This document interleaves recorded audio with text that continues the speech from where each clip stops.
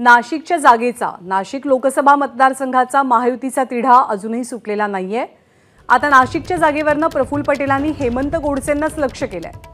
नाशिकच्या जागेचा अद्याप निर्णय झालेला नाही। या जागेसाठी राष्ट्रवादी आग्रही असल्याचं त्यांनी स्पष्ट केलं। तर भाजपसोबत 2014 सालीच यायला हवं होतं असं प्रफुल्ल पटेलांनी म्हटलंय। असं आहे, उमेदवारीची अजून चर्चा झाली नाही। आता एकदा सीट फायनल झाली मग बसून चर्चा करू। कारण काय आहे की खूप सारे लोक म्हणजे आता आम्ही पण पाहतो उगीच कोणी उभा राहिलं, अजून जागा सुटलेली नाही त्याच्या अगोदरच लोक म्हणजे उड्या मारतात की असं होईल तसं होईल, आम्ही हे करणार, मग आम्ही म्हणजे कार्यक्रम करून टाकणार। तर कोण कोणाचा कार्यक्रम करायला निघाले मला तर काही समजत नाही। 2014 मध्ये भारतीय जनता पार्टीला बाहेरून पाठिंबा देण्याचा मीच जाहीर केला होता मुंबईमध्ये काउंटिंगच्या दिवशीच।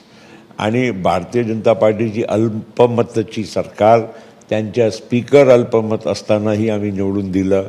त्याच्यानंतर काही थोडं म्हणजे नाही जमलं।